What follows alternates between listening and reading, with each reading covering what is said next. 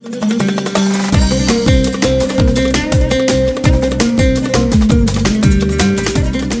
tardes.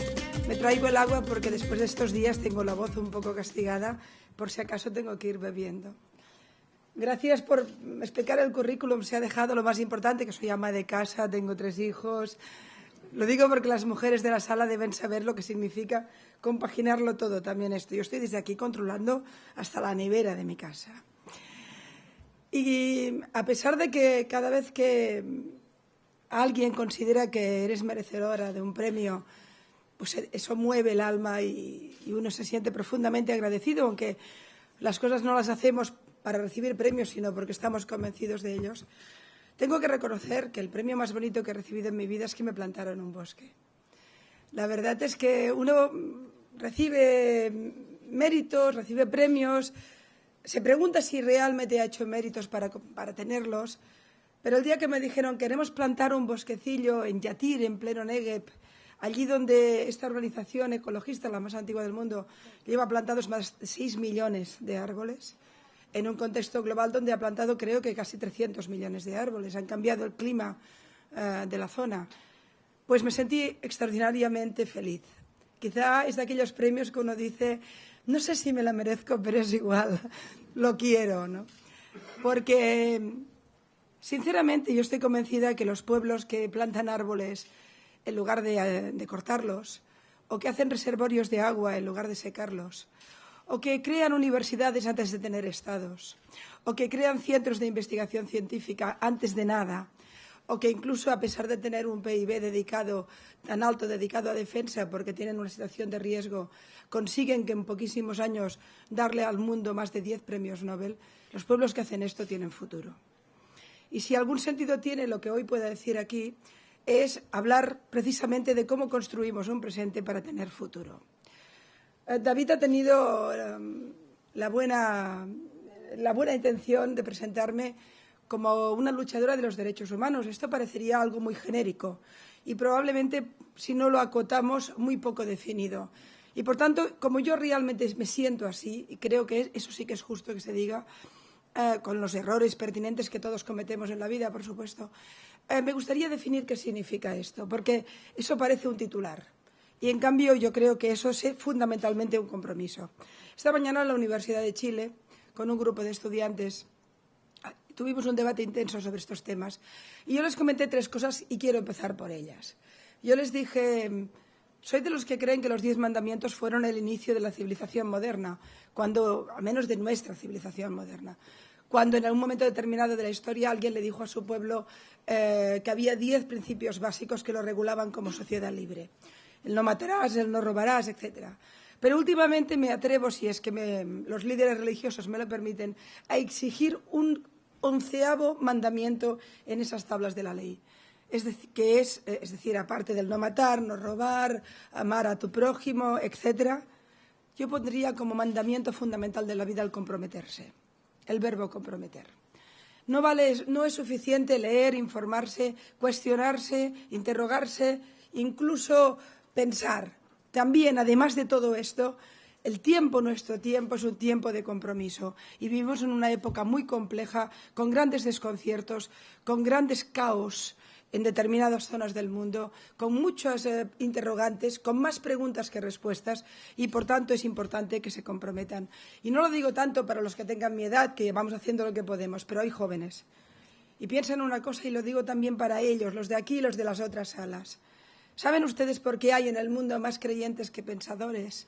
Porque es mucho más fácil creer que pensar. Sin embargo, lo fundamental es pensar. Lo fundamental es no tener las ideas preestablecidas. A mí a veces me preguntan, ¿tú eres de derechas o de izquierdas? Y yo voy por el mundo diciendo, ¿dónde está la etiqueta? ¿Qué voy a hacer? Claro, depende de cómo me miran. Por ejemplo, cuando yo estoy en una televisión española y le estoy dando durísimo al Partido Popular y al presidente Rajoy por sus políticas económicas, sus políticas sociales, por su actitud en temas de derechos civiles, soy una ultraizquierdista. Todo el PP considera que yo soy algo parecido a una revolucionaria. Pero de golpe me pongo a hablar de los derechos, por ejemplo, de la existencia de Israel, o le doy muy duro al integrismo islámico y entonces la izquierda me expulsa y me hacen de derechas. Y al final uno dice, ¿dónde estás, no? Pues miren ustedes, yo soy fundamentalmente una militante de la duda y del compromiso en la duda. Me interrogo y llego a mis propias conclusiones. He decidido que no me sirven las consignas, que no me sirven las ideas hechas, no me sirven los prejuicios, no me sirven las pancartas. Allí donde unos me ponen pancartas, yo pongo debates. Y allí donde unos me ponen consignas, yo intento poner ideas. Bien o mal, equivocadas o no, pero ponerlas. Porque los que debatimos, los que decidimos que la realidad es una pasta que hay que conocer y de alguna forma amasar y pensar y estrujar y sacarle todo el jugo, a veces estamos incómodos en todas partes. Me gusta a veces repetir una frase de una escritora que admiro profundamente, que es Rosa Montero, que un día escribió una cosita muy linda, que yo me la hago mía, se la vampirizo, me la quedo. Un día olvidaré que es de ella y ya me la quedaré para siempre. Ella dijo, un pensamiento libre es un territorio inhóspito y solitario. Militen en el pensamiento libre, porque de eso hablamos cuando estamos hablando de la libertad, los derechos, etcétera, etcétera. Y aterricemos en el pensamiento libre, el mío, que no tiene por qué ser el de nadie más, pero que en todo caso yo lo verbalizo de forma muy contundente. ¿Por qué alguien como yo, que tiene 3 hijos, un marido calvo pero espléndido,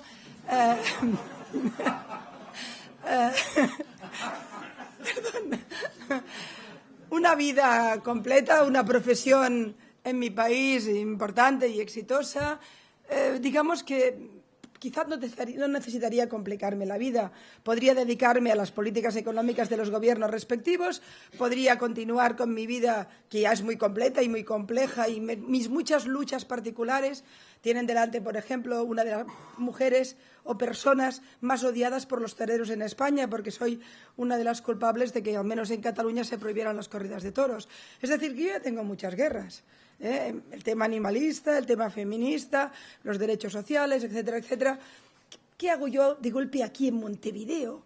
¿O qué hacía esta mañana en Chile o el otro día en Buenos Aires? ¿O por qué de golpe hay una gente que se dedica a cambiar el planeta y a ponerle el color verde y me hacen un bosque, ¿no?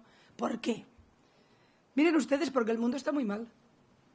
Y porque ciertamente gente como yo, que vivimos en el primer mundo, bueno, ahora está muy tocado, pero es igual, vivimos más o menos bien y tenemos éxito profesional y las cosas no nos van mal, pues podríamos decir, yo no miro, yo no me comprometo. ¿Por qué me tienen que preocupar a mí, no sé, las mujeres de Arabia Saudí? ¿Por qué me tienen que preocupar la seguridad de la gente que vive en Tierra Santa, lado y lado? ¿Por qué me tiene que preocupar la gente que conozco que lucha, por ejemplo, en las universidades de Irán? ¿Por qué me tiene que preocupar todo esto? Yo no soy iraní, no soy saudí, no soy israelí, no soy ni judía, no soy nada, solo soy una catalana de un territorio pequeñito con 7 millones de habitantes, un idioma milenario y dentro de un Estado con el que tenemos un cierto conflicto. Solo soy eso. Un cierto o gran conflicto, es igual, sería otro tema. Solo soy eso. ¿Qué hago aquí? Bien, lo que hago es mirar a mi continente, en este caso Europa, que en algún momento de la historia hizo algo bueno para la humanidad, luego hizo muchas cosas malas, colonización, estalinismo, nazismo. En fin, Europa es un continente que, a pesar de su mucho orgullo, somos gente orgullosa porque tenemos las pinturas italianas, el vino francés, los quesos, las iglesias alemanas. Somos, bueno, lo más. Y cuando, por ejemplo, miramos a los americanos, los miramos con desprecio a estos tipos. Pero, sin embargo, les tengo que decir que nuestra historia está plagada de auténticas miserias. Y, por tanto, yo soy de los que pienso que antes de criticar a según qué países, miro mi continente. Mi continente, pero también aquello que soy, aquello en lo que me he formado, que son las ideas de libertad, que empezaron probablemente con las tablas de la ley, pero continuaron con la inmensa cultura filosófica griega o romana, y luego explotaron en el enciclopedismo francés, y luego continuaron con los grandes filósofos alemanes, y al final estallaron de una manera extraordinaria, con una gran luz en la Carta de Derechos Humanos. Somos eso también. Todo esto tiene un sentido si lo defendemos. ¿O es que pensamos que un día hubo una mujer fantástica, extraordinaria, algún día alguien que le haga unos cuantos monumentos, llamada Eleanor Roosevelt, que dijo, junto con más gente, hagamos este papel para que los derechos humanos estén perfectamente tipificados? Ahí quedó eso. ¿Para qué? Entonces, ¿para qué lo escribimos si no pensábamos llevarlo a cabo? Hoy en día están brutalmente pisoteados. Y lo están tanto que la mayoría de los derechos humanos pisoteados son invisibles a los ojos de la inmensa mayoría de la gente. Permítanme, supongo que luego hay preguntas, entonces ya dirán lo que ustedes creen, pero yo soy bastante incorrecta en el pensamiento y voy a hacer, por tanto, una incorrección aquí en Montevideo porque voy a criticar a alguien de ustedes. Yo estoy horrorizada de que en diversos lugares de Latinoamérica haya una relación tan estrecha, simbólica o política directamente, con una de las tiranías más salvajes del planeta, que es Irán. Y si hablamos de derechos humanos, empecemos a hablar por ahí. Podría entender perfectamente, y no me voy a entrar evidentemente en la política uruguaya, que no me corresponde para nada, ni lo conocería bien. Pero sí en estos temas que son importantes. Lo diría exactamente igual si hubiera habido una comisión parlamentaria en mi país o en cualquier otro. Y acabo de venir de Argentina, donde le he dado al acuerdo con Irán muy duro. Podría entender que una delegación parlamentaria de Uruguay o de cualquier otra gran democracia, hablamos de democracias, por tanto de sistemas sociales y políticos que defienden las libertades, y hubieran hecho un viaje a una dictadura para hablar con los disidentes. En Irán, por ejemplo, hay una mujer que es la Premio Nobel de la Paz, Shirin Ebadi, la primera juez que hubo en Irán. Cuando los ayatolás llegaron, le prohibieron ejercer, nunca más pudo. Ha visto cómo sus compañeros y amigos abogados morían, eran represaliados en las cárceles, eran detenidos, eran desaparecidos, y ahí está en Teherán luchando por los derechos de sus ciudadanos. Si alguien quiere hablar con Irán, que hable con ellos, con los disidentes, con los estudiantes jóvenes como ustedes que se juegan la vida en las universidades luchando por su libertad. Las mujeres que detrás de los niqabs esclavistas intentan respirar un poco y tener una vida. El director de cine, Jafar Panahi, condenado a no poder hacer una película durante 17 años y condenado a no poder salir del país, es decir, condenado a la muerte artística. Entendería perfectamente que un diputado democrático de una democracia viajara a Irán para hablar con Jafar o con Shirin o con aquellos estudiantes que a escondidas le explicarán cómo está. Pero nunca puedo entender que una democracia vaya a darle la mano a una brutal tiranía que esclaviza a sus ciudadanos, los reprime, los violenta y los mata. Y que además alimenta en muchas partes del mundo una logística terrorista que hace un daño terrible. No lo puedo entender, ni aquí ni en ningún lugar. Vengo de Argentina, donde mataron a decenas de personas en 2 atentados, donde hubo un fiscal democrático que dijo, fueron estos. Y hubo un presidente en ese momento que dijo, la Interpol, tráiganlos, queremos juzgarlos. Y ahora se han vendido por 4 pesos, han vendido a sus víctimas. Si hablamos de derechos humanos, hablamos de esto, de Shirin Ebadi. Si hablamos de derechos humanos, hablamos de cada hombre y cada mujer que en cualquier lugar del planeta está luchando por sus libertades. Y lo hace no matando a otros, no imponiendo otro tipo de tiranía, sino alzando su voz, a veces jugándose la vida para intentar que el mundo sea algo más decente. El gran problema que hay en el mundo, les aseguro que no es el conflicto árabo-israelí, por mucho que ese es un conflicto complejo, que ahí está. Pero ese es el problema. ¿Me lo dicen de verdad? ¿Se lo cree alguien? Tenemos millones de personas en el Islam que viven en dictaduras atroces. Tenemos a mujeres que intentan luchar por lo básico. ¿Ustedes creen que es normal que un acto, lo diré de esta manera, sobre todo para los jóvenes y especialmente las chicas, porque veo chicas jóvenes? ¿Conocen esta chica de Túnez de 19 años que ha enseñado sus pechos en Internet? ¿Saben lo que significa tener 19 añitos y decidir que la forma revolucionaria de decirle al mundo que hay un problema en Túnez, que el islamismo está copando el poder, es enseñar sus pechos? Está en la cárcel, en Túnez, la pueden matar. Puede un día desaparecer o violarla o vayan a... Y ahí estuvo, 19 añitos. Probablemente ustedes están en esa edad de tienen medio novio o están pensando qué harán en la vida. Allí esa chica se juega la vida. ¿Saben el acto más revolucionario que ha pasado en las últimas semanas? Una chica saudí que un día se puso delante de un ordenador y sacó su niqab y enseñó la cara. ¿En qué lugar del cerebro podemos meter la idea de que sea revolucionario en el siglo XXI? En Twitter, con Facebook, con móviles vía satélite, que sea revolucionario poder decir, miren ustedes, soy así de bella. Y está encarcelada. Si hablamos de derechos humanos, hablamos de esto. Si hay diputados o intelectuales o periodistas en su país, en el mío y en el otro y en el de más allá, que quieren luchar para un mundo mejor, que empiecen a gritar la voz de esta gente. Porque lo que está ocurriendo en el mundo, especialmente a través de una ideología totalitaria que está secuestrando y destruyendo la vida de millones de personas, es algo atroz. Es como el nazismo en grande, mundializado, con Internet. Alguna vez he escrito yo que, por ejemplo, en Atocha nos mataron con móviles vía satélite conectados ¿con qué? Con la Edad Media. La tecnología del siglo XXI y la ideología de la Edad Media. Delirante, brutal.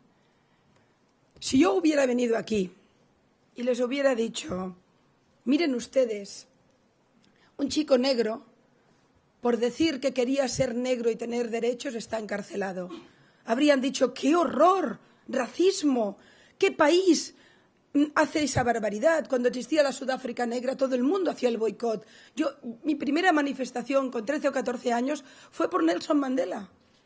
El mundo se violentaba ante la locura de que un ciudadano por ser negro no tuviera ningún derecho. ¿Verdad que eso lo haríamos? Si yo les vengo y les digo, conozco a un chico negro que en tal país lo han encarcelado porque quería subir a un autobús y sentarse al lado de un blanco. Por Dios. Bien, millones de mujeres no pueden tener ningún derecho, no pueden casarse con quien quieren, no pueden ser científicas, maestras de escuela, abogadas, jueces, directoras de una universidad, de una escuela. No pueden enseñar el tobillo, no pueden enseñar su cara, pueden ser lapidadas, son mayoritariamente mutiladas genitalmente, pueden ser convertidas en objeto de cualquier tipo. Su palabra no tiene ningún derecho legal. Esto pasa en nuestro mundo, no en el siglo pasado ni en el otro, pasa hoy. El 6 de junio de 2013, mientras estamos hablando, hay mujeres que están chillando en silencio en los agujeros, en los gulags, a los que los someten sus dictadores. Y nosotros nos dedicamos ¿a qué? A lo nuestro, como hizo Europa con el nazismo. No era nuestro tema. Tuvimos hasta algún tipo que fue a darle la manita a Hitler porque ya lo arreglaríamos, quizás si no nos mataba. Es lo mismo que estamos haciendo. Si algún sentido tiene en Ort, en un lugar que tiene el pensamiento, la cultura como eje fundamental, si en algún lugar del mundo tiene sentido que yo diga estas cosas, es aquí. Y exijo que además se comprometan con todo esto. Por eso yo no soy de los que crean que Israel es el gran problema del mundo. Israel no todo lo hace bien y no todo me gusta. Pero desde luego hay muchos palestinos que tienen razón y que su lucha es legítima, la democrática, pero no la del islamismo radical, no Hezbollah, no Hamas, no los tipos que toman a sus hijos, a sus propios hijos, y los convierten en bombas humanas, o los educan para el odio y hipotecan generaciones enteras, no plantan árboles, los cortan, no ponen agua, la secan. Eso no es futuro, pero no es que no sea futuro para los israelíes, que ya se apañan. Es que no es futuro para ellos. Es que nadie ha matado más musulmanes que el Islam. Nadie ha matado más palestinos que los propios árabes. Que las mujeres y hombres que mueren bajo ese yugo son suyos, son su gente. Esa niña de 14 años que desde los 11 lucha por poder estudiar en Pakistán, la tirotearon, estuvieron a punto de matarla. Las veces que han puesto veneno en las fuentes de agua de las escuelas pakistaníes para que las niñas no estudien y se mueran. Esto ocurre en el siglo XXI. ¿Cómo me voy a quedar yo, perdónenme, si tengo un mínimo de conciencia en mi casa? ¿Me voy a preocupar solo de los toros? Que claro que me preocupan. ¿O a cebar un poquito a los míos, incluyéndome, por supuesto? ¿Me voy a preocupar de esto? Pero si oigo sus gritos, si oigo su dolor. Y de golpe me vengo a grandes democracias. Uruguay es un país importante, ustedes lo saben, yo no les voy a dorar la píldora porque creo que lo saben perfectamente, con un fuerte sentido democrático. Pero hay cosas que no entiendo, no lo entiendo. No entiendo que una democracia pueda decir que es legítimo o que es permisible o que es un interlocutor válido una de las tiranías más feroces del planeta. No lo puedo entender. Sé que lo hacemos todos, ¿eh? Yo soy una forofa del Fútbol Club Barcelona. Y, por tanto, como buena forofa, cuando juega el Barça, que es el mejor equipo del mundo, quiero recordar, cuando juega el Barça me olvido de todo lo que les he dicho hasta ahora, lo del pensar, razonar, olvídense, no. Esto es como ser madre, mis hijos son los mejores, mi club también. Y Y, por tanto, yo nunca voy a dejar de ser del Barça, porque además ustedes saben que uno puede cambiar de marido, de partido político, de lo que sea, menos de club de fútbol. Y, por tanto, nunca voy a dejar de ser del Barça. Pero el día que el Barça vendió su alma a una fundación llamada Qatar Foundation, que tiene la sede en una dictadura cuyos trabajadores extranjeros tienen 0 derechos, están tratados prácticamente como esclavos, cuyas mujeres no tienen ningún derecho y cuyo dinero ingente, enorme, brutal, no está dedicado a la universidad, a la cultura, al conocimiento. ¿A qué? A hacer rascacielos, a que los grandes oligarcas tengan montones de mujeres, todas con mucho lujo y mucho Chanel bajo las niqabs, por supuesto esclavizadas, en este caso por el integrismo y por el lujo. Pero lo peor no era esto. Lo peor, si me permiten, es que la fundación que hoy ustedes pueden ver en la camiseta del Barça y que cualquier chavalín, cualquier niño que es del Barça se la pone, incluso en Israel muchísima gente, y ahora verán por qué lo digo, pero no solo, esa camiseta, el líder espiritual de la fundación Qatar Foundation es lo que se considera el tercer intelectual más importante del mundo hoy. Pero me dirán ustedes, yo no he oído hablar de él, Yusuf al-Qaradawi, ¿verdad que no lo conocen? ¿Lo pronuncié mejor? Pronuncio fatal los nombres árabes y este me va riñendo. Qaradawi. Pero se escribe Qadarawi. Ustedes me dirán, ¿y este tipo quién es? No, ustedes no lo conocen, sin duda. Y yo lo conozco porque me dedico a esto. Pero en cambio es el imán más influyente del mundo islámico, con una influencia en millones de personas, que recorre de alguna forma la espina dorsal del pensamiento fundamentalista, no de las mujeres que les decía que luchan contra él, Hablo del integrismo islámico. Este tipo es el líder espiritual de la Qatar Foundation que llevan los niños del Barça. ¿Les leo algo de lo que dice? Les leo. Y acabaré pronto, no me podrán preguntar, porque yo ya no me acuerdo que no tengo voz. Voy a ir rápida, no les voy a leer todo lo que tengo porque es mucho. Déjenme ver. Yusuf al-Qaradawi, por ejemplo, la lapidación es legítima porque se trata de una inyunción divina.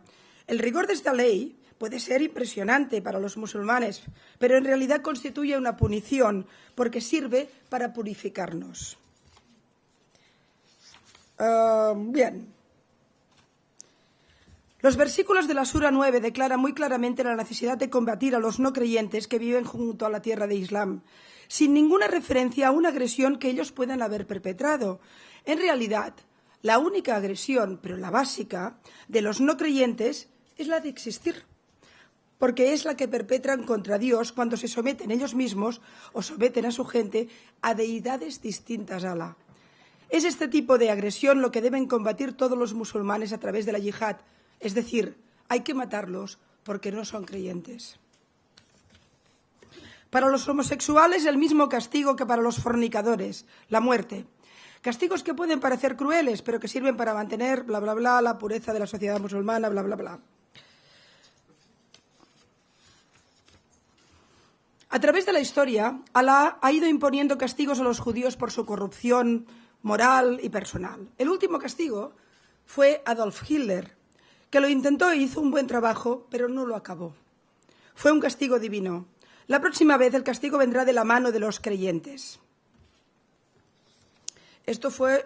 Por ejemplo, esta locución sobre Hitler la explicó en Al Jazeera en el 2009, pero después ha dicho muchas más cosas. Es absolutamente pertinente asesinar a una mujer israelí embarazada, porque su hijo es un soldado. Resumo, Para ser considerada, esto fíjense ustedes, esto lo dijo el líder de la Fundación Qatar que lleva la camiseta del Barça en el The Telegraph en un viaje a Londres, cuando le preguntaron por una chiquilla de 14 años que había sido violada y que encima había un juicio en su contra. Y él dijo, bueno, es que para ser considerada inocente una mujer violada debe demostrar buena conducta. El Islam exige que mantenga su decencia y no abra la puerta al mal. Para ser absuelta debe demostrar que no ha sido ella quien ha hecho posible su defloración. El hombre que la ha violado debe casarse con ella, la pobre, imaginaros, la viola y encima hay que casarse. Porque así reduce su sufrimiento, la consuela y la compensa por haber perdido su bien más preciado, su honor. Finalmente, he encontrado en uno de los muchos panfletos de una célula islamista yihadista que se detuvo en Barcelona: es peor ser adúltera que haber sido asesinada. Si tu mujer es adúltera, mátala. Si les digo todas estas cosas, nunca se apagan cuando uno quiere. Ay, yo estoy segura que sí. Para nada, perdone. Si les explico todas estas cosas, es porque a veces hay que aterrizar en lo concreto para, de alguna forma, ir a lo fundamental, ¿eh? Aquello que decía Saint-Exupéry de que lo esencial es invisible a los ojos. Lo que ocurre es que ahora, de momento, es invisible algo que es esencial, pero que es muy visible, porque la opresión de las mujeres es muy visible y no la vemos. Y claro, yo les he criticado su delegación parlamentaria que se fue de paseíto por Teherán y me han dicho que las mujeres se taparon encima, o sea, que la dignidad la dejaron en casa. ¡Qué vergüenza! ¡Qué vergüenza! Yo a lo mejor habría ido, pero nada más bajar, monto un cirio, me saco el de esto y que me encarcelen. Como mínimo, si uno va, la decencia de mostrar su dignidad. Si no, no se va. ¿Ustedes se imaginan una declaración parlamentaria en la Alemania nazi? ¿De una democracia? Bueno, Chamberlain por ahí iba. Pero, ¿verdad que no? Pues, ¿se creen qué es Ahmadinejad? ¿Qué se cree que son los ayatolas? Léanlos. Lean lo que dicen sobre nosotros, los ciudadanos no creyentes, los infieles, los cruzados, los judíos. Lean cómo quieren destruirnos, cómo quieren destruir nuestra sociedad, cómo destruyen la propia, cómo destruyen esos hombres y mujeres con creatividad. El pueblo persa es un gran pueblo, ha tenido momentos de unas grandes luces, de una gran cultura, y ahí están oprimidos por una locura medieval, y encima alimentando todas las zonas. ¿Qué es Hezbollah sino la patita iraní? ¿Qué es ahora Al-Assad sino la patita iraní? No permitan nunca que sus diputados democráticos en su democracia hagan este tipo de cosas, porque es una vergüenza. Pero también lo es lo del Barça. De manera que si les critico a ustedes, también critico a los míos. ¿Qué le ocurre al mundo que hemos decidido vendernos el alma? Y hemos decidido que el dolor de los hombres y mujeres que viven en dictaduras atroces, si son sobre el Islam, no nos preocupan. Si mueren bajo las balas iraníes o de cualquier otro planteamiento que venga del Islam, no nos preocupa. Si hay una bala israelí o americana, vamos a montar un cirio, va a haber prensa por todos lados.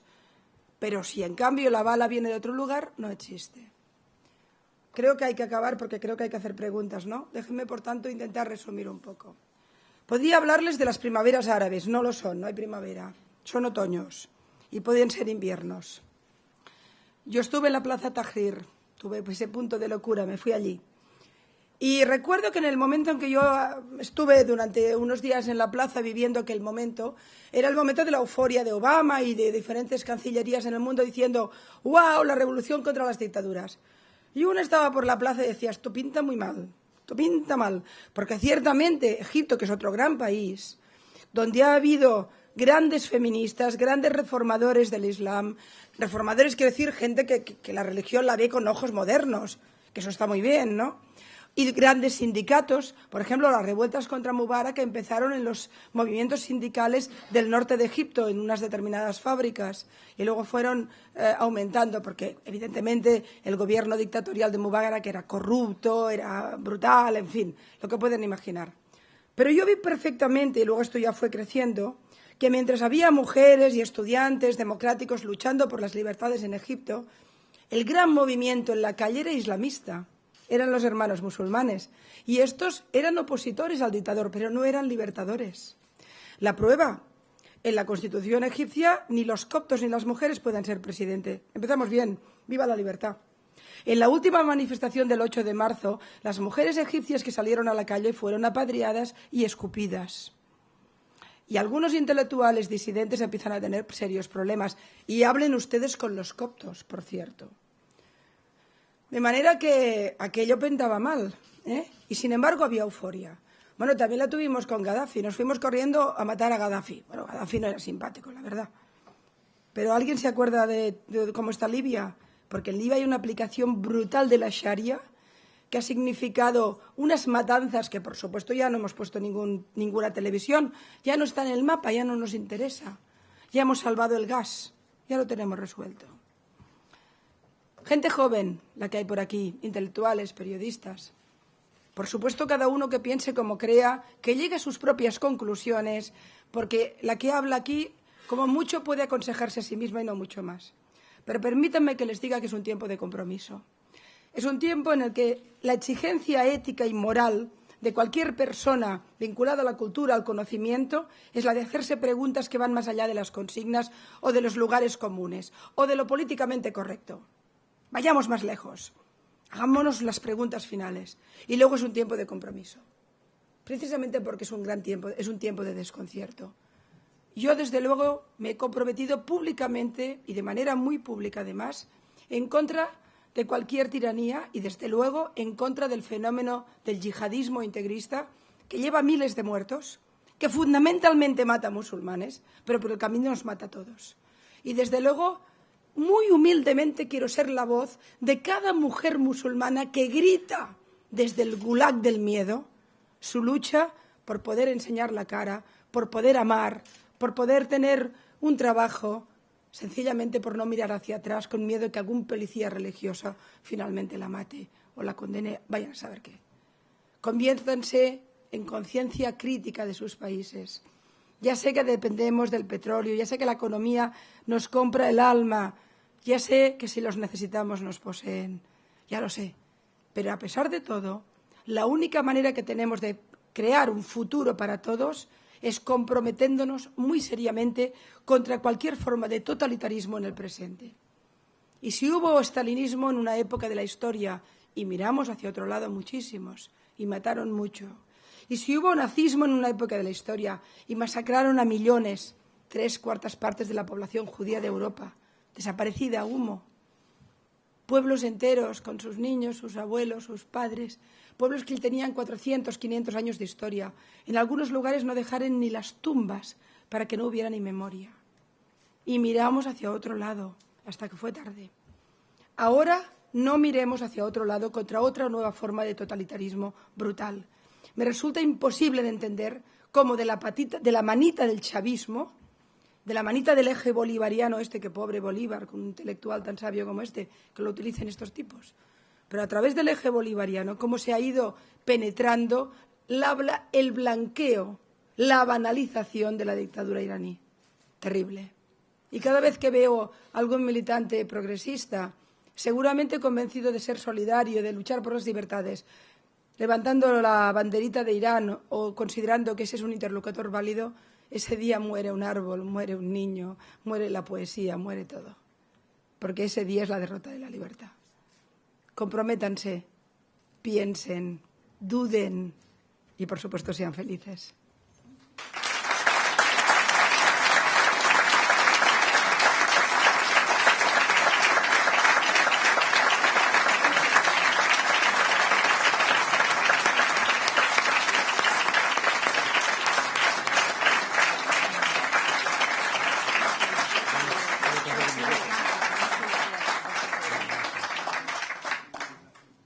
Muchísimas gracias.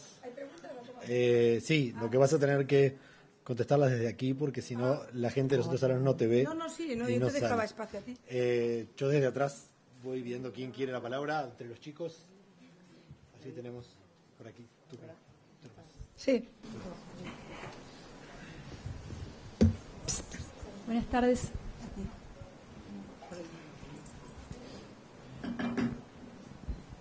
Está muy viejo. Buenas tardes. Quería saber qué opinión le merece la posibilidad de incorporación de Turquía a la Unión Europea y particularmente también quizá lo que está pasando hoy en Turquía, qué futuro puede esperarse. Turquía es otro gran país. La verdad es que en lo que podríamos llamar la conciencia musulmana, la conciencia islámica, hay, desde mi punto de vista, 3 países que son muy, muy, muy importantes, que son Irán, Egipto y Turquía. Pero son importantes fundamentalmente porque tienen un cuerpo social muy interesante.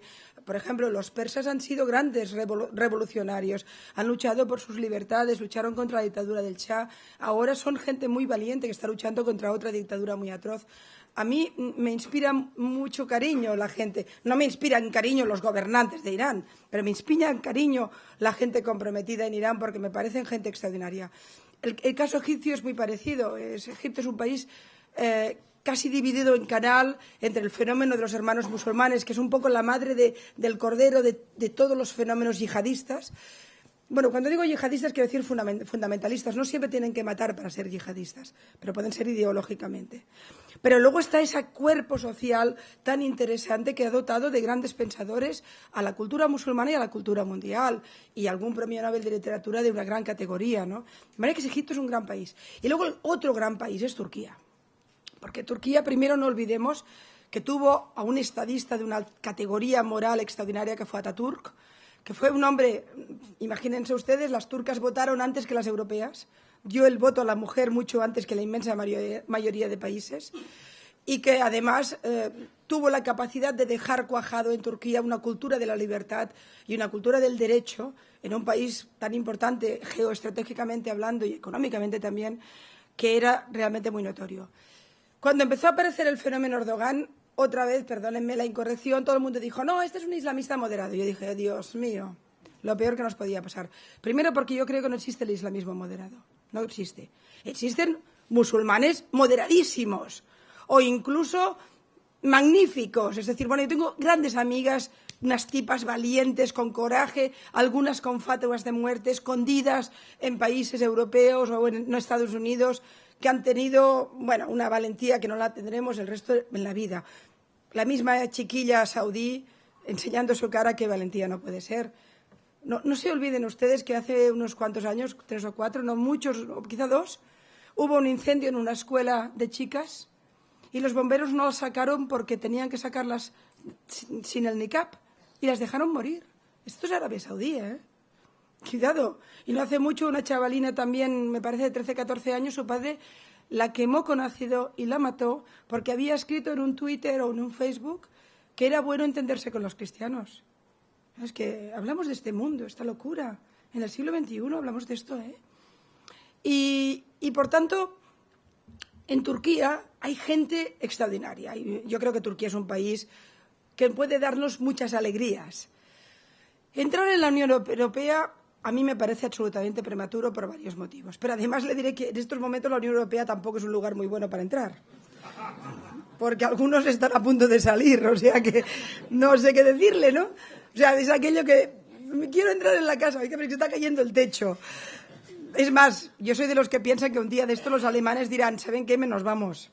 O sea, es probable que no es que se vayan los del sur, los que estamos fatal, no, que se vayan los alemanes hasta las narices de la situación. Pero bueno, más allá de esto, entiendo la pregunta porque es una pregunta importante. Yo creo que mientras Turquía esté gobernada por el fenómeno islamista y el islamismo como ideología, tiene como objetivo fundamental conseguir que la ley de leyes sea la Sharia. De manera que ahí no podemos entendernos. Nosotros que hemos hecho la Revolución Francesa, y que tuvimos el enciclopedismo y que ya entendimos que los dioses iban a los templos o a las casas, pero no hacían las leyes, es difícil que entendamos que haya un país que considere que Alá tiene que hacer la ley, porque ahí se acaba la libertad. Ustedes saben muy bien que puede haber gobernantes buenos, malos, medianos, en fin, lo que sea. Que puede haber dictadores, pero un dictador se puede derrocar, a veces creando mucho dolor. Pero cuando un dictador tiene un teléfono que habla con Dios, no hay forma. O sea, las teocracias son imposibles, ¿no?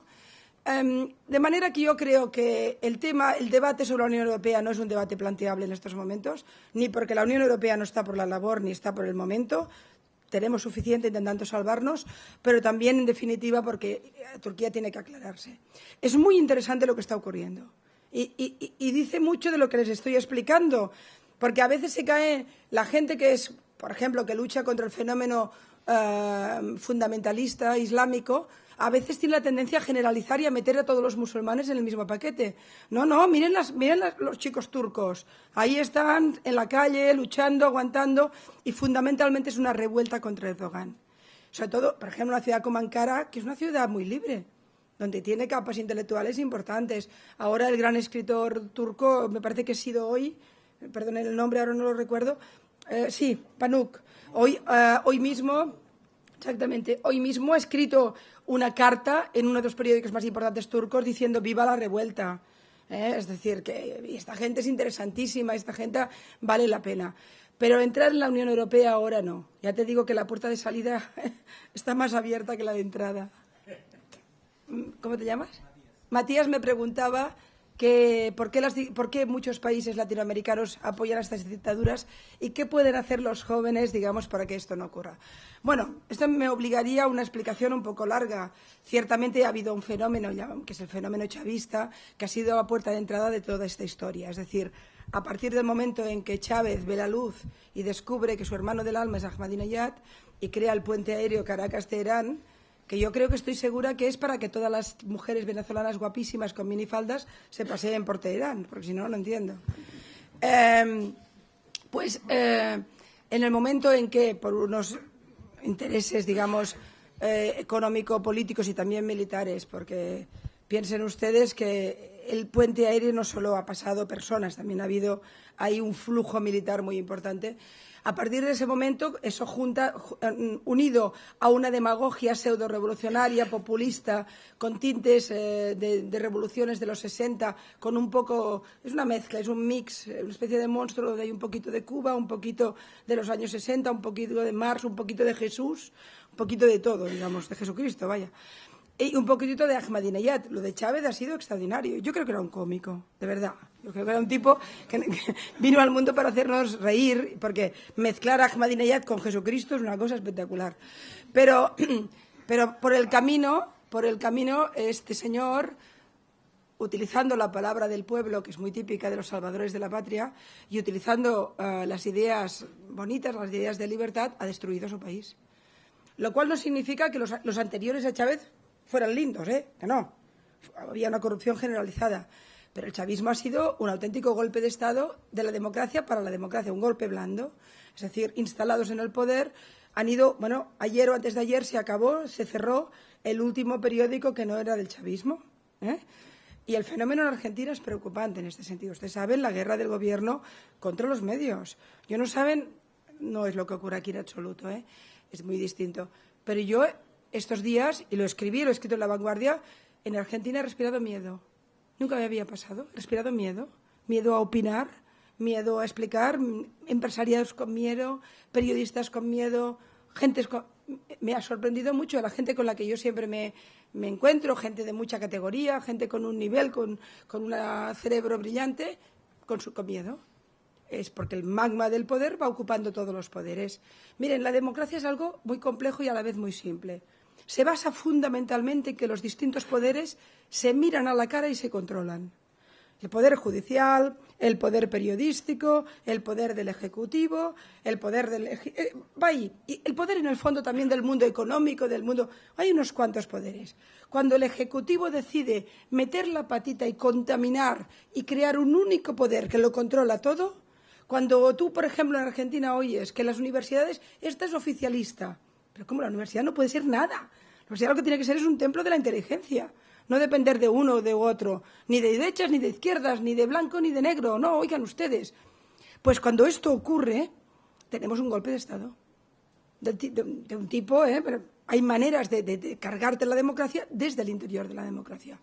Y como el eje bolivariano blanqueó la dictadura iraní, hasta que Chávez descubre Irán, nadie le daba la mano a los iraníes. Es decir, no iban a ningún lugar, no eran presentables. Es como la Sudáfrica racista. ¿Quién se sentaba a la mesa con la Sudáfrica racista? Nadie. Pero este tipo, con una retórica izquierdosa, de golpe contaminó el discurso, hizo un relato antiimperialista, anti-yanquis, los yanquis siempre tienen la culpa de todo y por tanto van bien, anti-todo, y los hermanos de los pueblos y no sé qué, y nos blanqueó una tiranía brutal. A mí me resulta tan brutal que en nombre de la izquierda se puede bendecir una dictadura. Bueno, pero una dictadura de esta brutalidad, ¿no? Y a partir de ahí, el fenómeno bolivariano pues ha contaminado a algún otro país, no todos, pero algún otro. El eje bolivariano, Argentina, que tiene esa derivada, no conozco tanto el caso uruguayo, y no me parece de entrada. Pero sí que es cierto que esta delegación parlamentaria me ha preocupado. Y los cariños que algún canciller suyo tiene con Irán también me preocupan un poquito, solo un poquito. Hola. Quería saber qué opinión le merece la intervención o no intervención de Estados Unidos en los conflictos, por ejemplo, el de Siria. Buah, bien. ¿Te puedo hacer una pregunta yo a ti? ¿Tú a favor de quién intervendrías?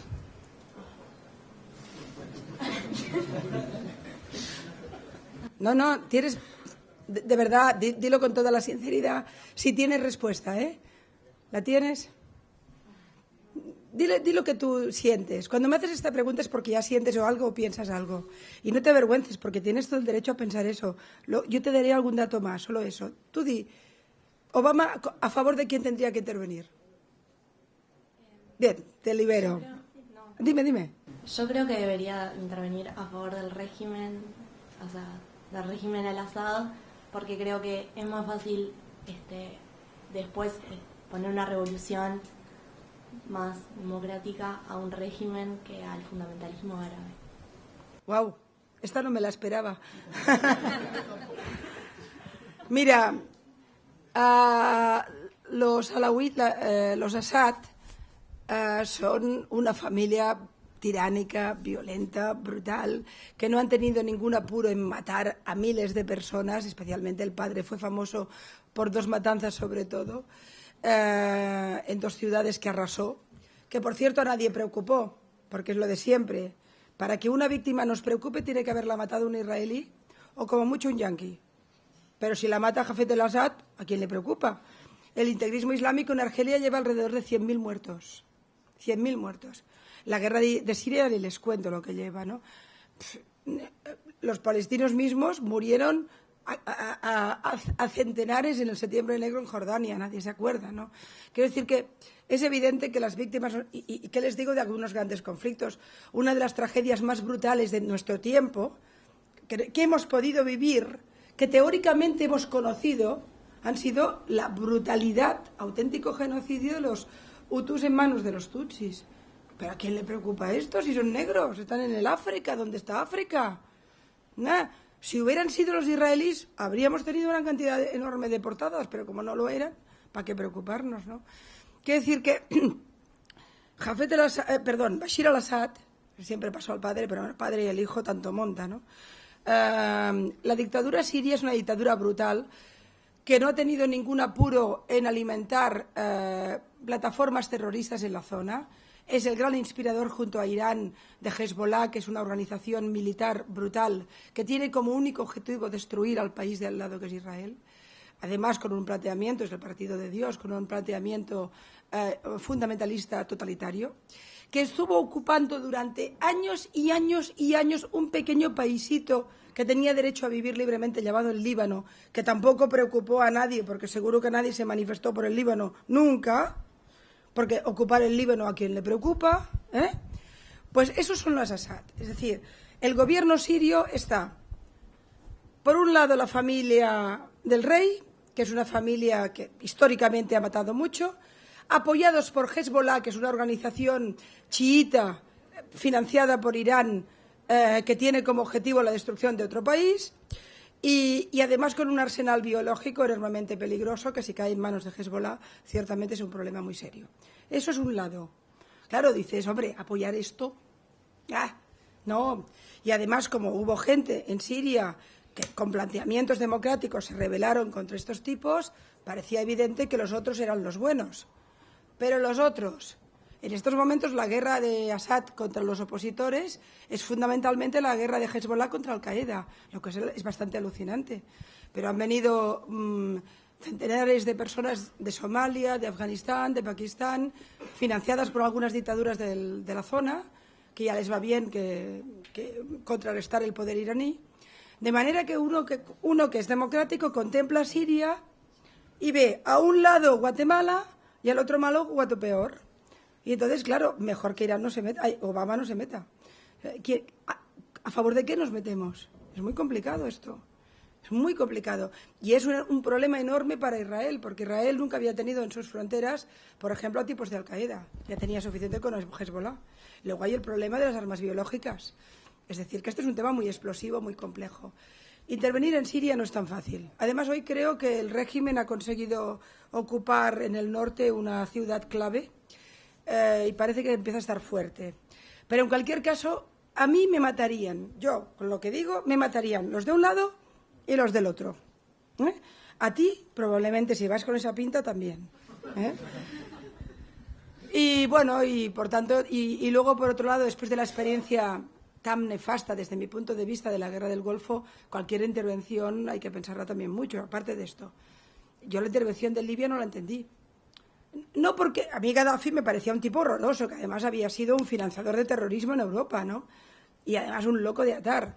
Pero esa guerra no se hizo por la libertad de nadie, ¿eh? Entramos, los ayudamos, metimos a los integristas islámicos en el poder, salvamos nuestros intereses económicos y nos fuimos. Los libios no preocuparon a nadie, ahí están los pobres. ¿Otra pregunta?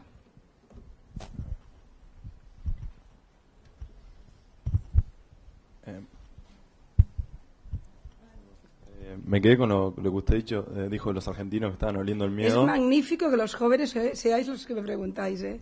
Me encanta. Bueno, toca. Me quedé con lo que usted dijo de que los argentinos olían el miedo.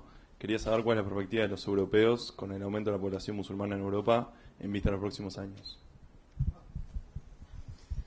Los estáis educando bien porque cada preguntita fácil no lo ponen. Te voy a ser absolutamente sincera. A mí el aumento de la población de otra religión o otra cultura, otra entidad, como persona civilizada, tolerante y que cree en las sociedades libres, no me preocupa. A mí lo que me preocupa es el crecimiento de la ideología totalitaria dentro de esas comunidades. Es decir, te lo podría explicar con ejemplos muy concretos, porque yo tengo amigas musulmanas en Barcelona, amigas musulmanas que tienen que guerrear con el padre, con el imán, con el no sé qué, igual para salir a la discoteca una noche. Están viviendo en Barcelona, es una ciudad que, teóricamente mediterránea, abierta, fantástica, no sé qué, pero esa chavalita, por ser musulmana, allí es medio esclava. Por tanto, el tema no es tanto que en Europa haya crecido exponencialmente la población musulmana, porque al fin y al cabo, algún día esto va a ser bueno. Es decir, a mí las ciudades, las sociedades, donde los distintos dioses se miran a la cara y no se matan, me parecen fantásticas. La vieja Sefarat, donde había 3 dioses que se miraban a la cara y que durante una época fue... Bueno, pero no sé, como eso de Dios yo no lo entiendo mucho, pues no sé, pero tienes razón. Una misma concepción espiritual y 3 maneras de verla, ¿no? Pero lo cierto es que ha habido momentos en la historia donde religiones distintas y sobre todo sensibilidades distintas han creado sociedades muy interesantes y muy creativas y muy potentes. A mí no me da miedo la pluralidad, no me da miedo la mezcla. A mí lo que me da miedo es que en nombre de un Dios a un jovencito de un barrio de Londres o de un barrio de París o de un barrio de Berlín o de un barrio de Barcelona le digan que me tiene que matar a mí porque soy una infiel. Y que lo hagan en una democracia, con el dinero de la democracia, con la fuerza de la democracia y los medios de comunicación de la democracia. Eso me preocupa. Y en mi país hay imanes que defienden el yihadismo, hay imanes que defienden la opresión de la mujer, hay imanes que defienden la destrucción de la democracia. Eso me preocupa. Y realmente Europa tiene un problema muy severo, pero lo tendremos todos en el mundo, porque esto es una bomba de tiempo. Esto es un huevo de la serpiente que va creciendo. ¿Por qué va creciendo? Porque el wahabismo saudí y algunos otros de por la zona envían millones de dólares a enviar imanes integristas por todo el mundo, lo que se da en llamar el movimiento salafista. Y entonces te llegan a una mezquita donde a lo mejor la gente era una gente tranquila, que rezaba a su Dios y vivía tranquilamente, te aparece el tipo integrista y de golpe cambia el colectivo humano. Yo creo que la inmensa mayoría de los ciudadanos musulmanes de Europa no son de ninguna manera radicales. Lo que ocurre es que la minoría que lo es mucha y eso lo convierte en un problema importante.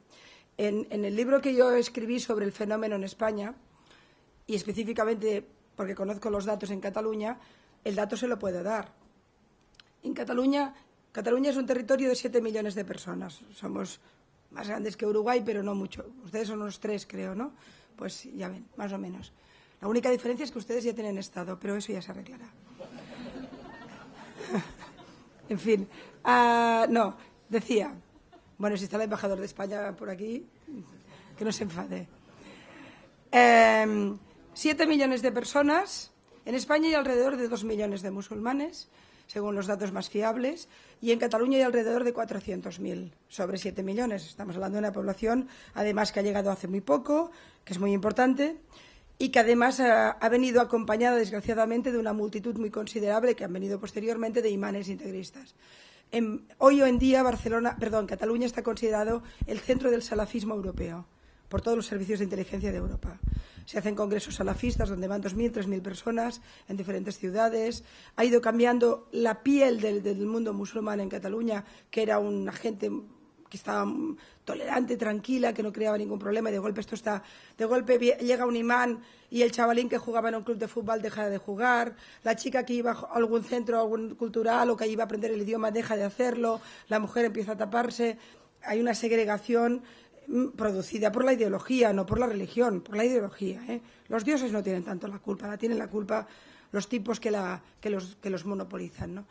En Cataluña hay 400.000 musulmanes y los datos policiales hablan de alrededor de un 25% de la población radicalizada. Eso es una buena noticia, significa que 300.000 personas de religión y cultura musulmana no militan en el radicalismo. La mala noticia es que 100.000 sí. Y 100.000 personas en una sociedad de 7 millones es el partido totalitario más importante de la historia. Es decir, en Cataluña, o en España, o en Francia, no ha habido nunca un partido de extrema derecha o de extrema izquierda, totalitario, violento, con 100.000 militantes. El radicalismo islamista los tiene.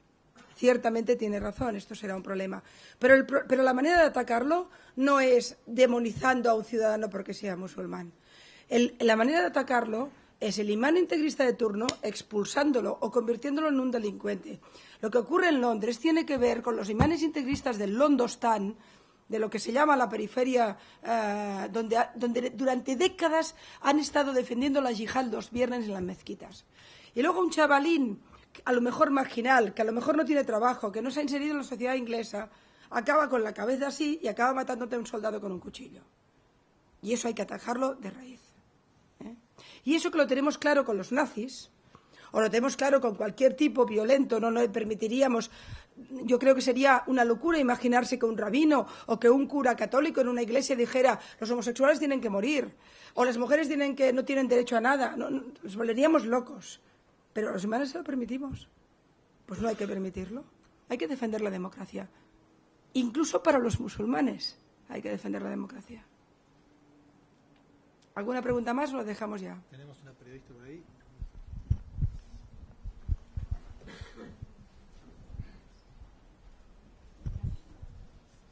Va a ser la última. Bueno.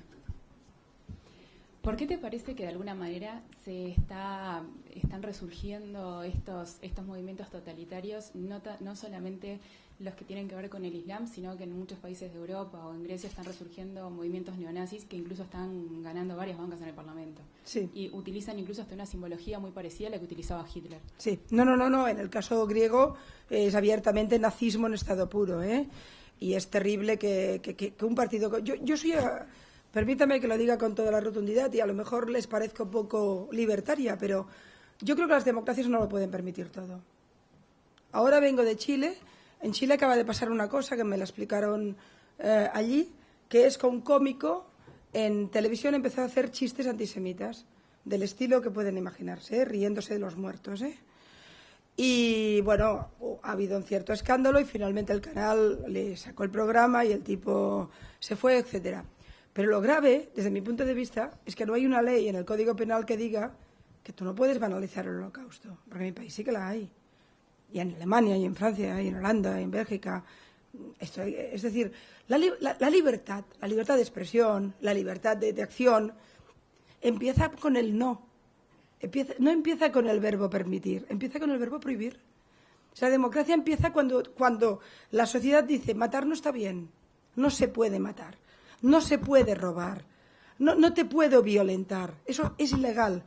Y eso, el prohibir eso, y en cambio un amplio espectro de libertades, permitirlo, consolidarlo y garantizarlo es la libertad. Eso es la libertad, si no sería la jungla. Pues de la misma manera yo estoy absolutamente en contra que un partido nazi pueda presentarse a las elecciones. Y no tengo ningún apuro con la libertad. No, es que perdonen, es que esto es la defensa de las libertades. Porque estos tipos odian a la gente, alimentan el odio, la intolerancia, odian a los homosexuales, odian a los negros, tienen una xenofobia profunda, por supuesto, odian a los judíos. Yo no puedo considerar que la democracia avale esa ideología. Y realmente creo que es un error gravísimo de la democracia griega permitir esta locura. Es evidente que en Europa, con la crisis económica, especialmente en los países donde esa crisis es importante, fíjense que es el eje católico. El eje protestante funciona, el católico está tocado. Bueno, católico cristiano, Grecia, Portugal, España, en fin. Algo hicimos mal todos estos. Es posible y es lógico, también ocurrió en Francia y en Austria, que estos no son católicos, pero es igual, que el fenómeno ante situaciones de desconcierto o porque los valores históricos quedan tocados o porque hay sociedades mezcladas complejas o porque hay crisis económicas, los fenómenos totalitarios crecen siempre. Sin embargo, tengo que decirle, a pesar de todo, que estoy poco preocupada por el fenómeno de la extrema derecha, porque yo creo que está muy naturalizado. Ciertamente en Grecia nos ha dado un susto y lo puede dar en cualquier otro país, pero fíjese que el gran fenómeno de Haider en Austria luego bajó. El fenómeno Le Pen ha ido bajando de intensidad. A lo mejor resurge, y nos crea un problema, pero se ha blanqueado mucho y ha cambiado el discurso. Yo creo que el nazismo en estado puro, como lo conocimos, no tiene cabida, me parece. Nos va a dar sustos, pero nos iremos defendiendo. Me preocupan, en cambio, los populismos de izquierdas. No me refiero a la izquierda, sino a los populismos extremos que pueden llegar a discursos realmente muy contrarios a la democracia, que también son preocupantes. Y me preocupa el fenómeno totalitario del islamismo, que nace de otras fuentes. No nace de la crisis económica, nace de otras fuentes, nace de la caída del califato turco en un momento determinado, la caída del orgullo, de la idea de que estaban perdiendo su papel en la historia, la regresión hacia ideas anteriores en lugar de mirar hacia el futuro. Sería muy largo de explicar, no la quiero entretener.